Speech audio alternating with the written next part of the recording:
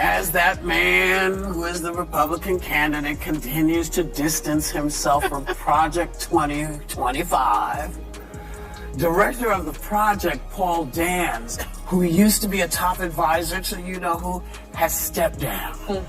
His campaign, you-know-who's campaign, he said he doesn't know anything about it. Nothing. He never saw it before, never heard of it. But his VP, JD, wrote the foreword of the book written by Heritage Foundation President Kevin Roberts, who During a heated exchange with Whoopi Goldberg, Representative Jasmine Crockett firmly stood her ground while discussing the state of American democracy and the choices being made by the current administration. Goldberg, known for her sharp and direct questioning, pressed Crockett on whether today's Democratic messaging and strategy were actually working. What began as a routine conversation quickly turned into a tense back and forth. Crockett refused to back down, pushing her point with urgency. She stressed that this moment in politics carries real weight and that inaction comes with serious consequences. Their exchange highlighted the ongoing tension between holding those in power accountable and rallying people together against policies seen as threats to basic rights. Representative Crockett argued that Republican leaders are deliberately weakening constitutional protections and democratic norms through their policy decisions and executive actions. She contends that the administration is pushing past long-standing Project 25. See how funny that is? People seem to be surprised that the first felon that we ever elected to the White House commits crimes, but, or breaks the law. Right, breaks the law. But clearly, he has no respect for the law whatsoever. And so, for the most part, it seems like they've been going after probationary people because probationary employees do not enjoy the same protections. They lack some protections. Exactly. And so, it'll be interesting to see where the unions go with some of these lawsuits and how successful they are. But again, ultimately, I think that he's trying liberties and warns that this approach puts the country's legal and institutional framework at risk. One major concern she highlights is the growing reliance on executive power to bypass Congress, weaken the system of checks and balances, and roll back established laws. Crockett also raises alarms about the Supreme Court, suggesting that some rulings are being used to justify practices that may cross legal boundaries. She connects these issues to everyday life by not necessarily because of the subject matter, but more so because basically they said, no, this was signed into law, and in a 9-0 decision, they would not allow him to unilaterally overturn it. So we will see how well they hold up, but we know that this administration keeps threatening judges. If a judge hands down a decision that they don't like, they talk about impeaching that judge and getting rid of that judge, and they won't be able to get rid of these judges because the standard is too high. But he may end up telling some of those Supreme Court justices that are his, it's time for you to go. And they potentially will leave because he did that last time. Well, I want to ask you about Democrats. You're obviously leading next generation voice in the Democratic Party. And while Trump is moving at this breakneck pace, it feels like signing all these EOs, doing these long-ranging press conferences in the Oval Office, Democrats seem to not be getting their footing on what the message and strategy. She cautions that ordinary Americans could feel the effects through declining public services, unstable economic conditions, and the erosion of basic rights if current policies continue.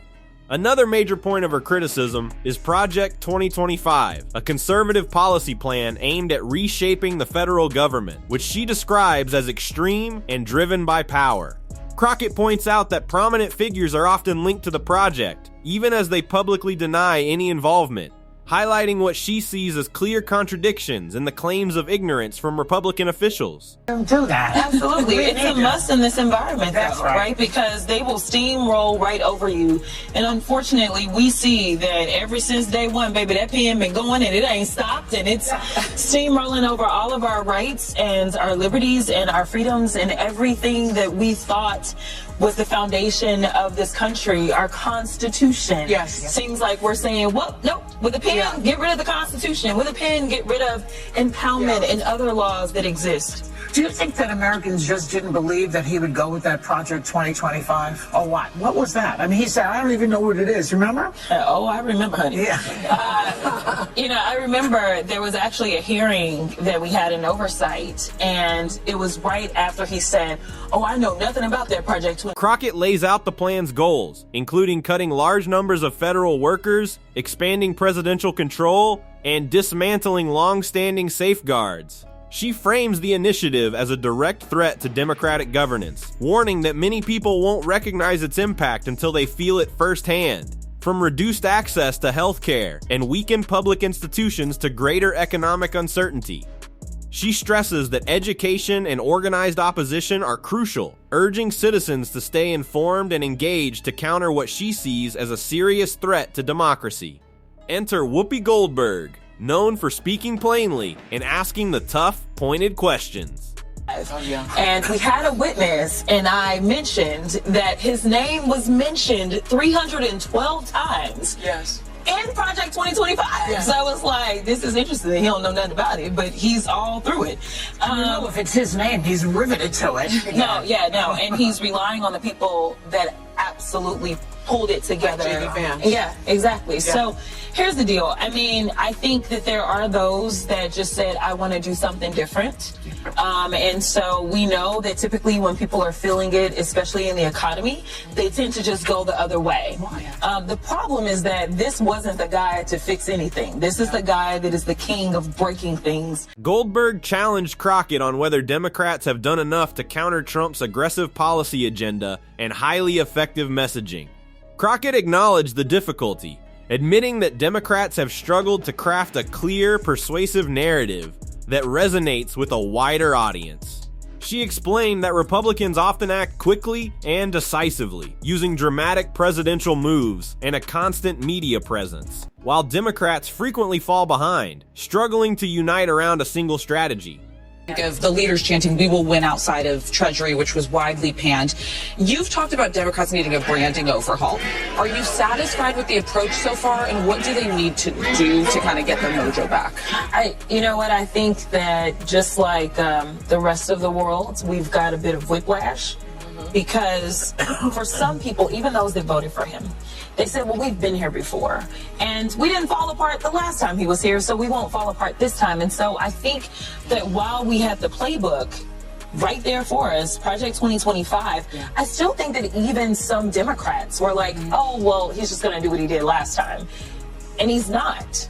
World leaders are recognizing that he's... Crockett explained that the lack of a strong, unified message has made it harder for Democrats to push back against false claims and respond quickly to policy changes that could shape the country for years to come.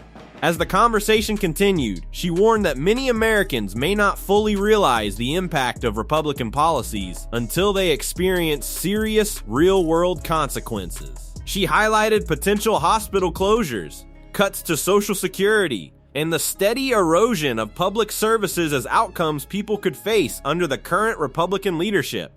Country is rough. Yeah. Putting a country together like this country, where you have said to everyone, we want to hear what everyone has to say. We've lost sight of the fact that part of the greatness of the U.S. is the rough and tumble. You know, you and I have to figure out a way to be here together. Yeah. Regardless of what I look like, what I think, you have to live with me like I got to live with you. Like, we have to keep reminding people when we're talking about making sure women know what's going on. It's not because women don't. It's because we need the men to recognize that the women are on top of their stuff. We're trying to help y'all. By the time the effects become impossible to ignore, Crockett argued it may be too late to change course. While she stressed just how high the stakes are, Goldberg pressed further, asking whether Democrats truly have the strength and political savvy to prevent those scenarios from happening. Crockett responded by emphasizing that directly reaching people and clearly explaining how government decisions impact daily life must become a top priority. Their exchange highlighted ongoing tensions within the Democratic Party, the challenge of balancing the need for a stronger, more assertive approach with the realities of political strategy. Can I say one thing? You can say many. before the break, we were talking about how college kids have to vote and all that stuff. Young people have to understand something. If this 2025 goes into operation, your mother, your grandma, your father, your older people in your family, they will not maybe be getting Medicare, Social Security. Everything's going to get cut back. That means it's on you. Yeah. That's on you. So you have to remember these things. When you're a young person, life may be your oyster right now, but it's not going to last. Well, yeah, because you're heading in our direction. And you want to be, because the alternative is not the best. Right. So you want to be alive, but you have to also recognize we're all in it together, regardless of race, creed, color, gender, whatever. We are all taking care of each other. Strategy: noting that many voters may not fully grasp the consequences until these policies start affecting their daily lives. So, where do you stand on this issue? Do you think the Democratic Party needs a stronger, more effective approach? Or will the public only notice the impact of Trump's hardline policies once the damage is already done? We invite you to share your thoughts in the comments and join the conversation. Thank you for watching and taking the time to engage. Your perspective matters in discussions like these. If you found this exchange insightful and want to stay on top of the major debates shaping the moment, be sure to like, share, and subscribe for more in-depth coverage.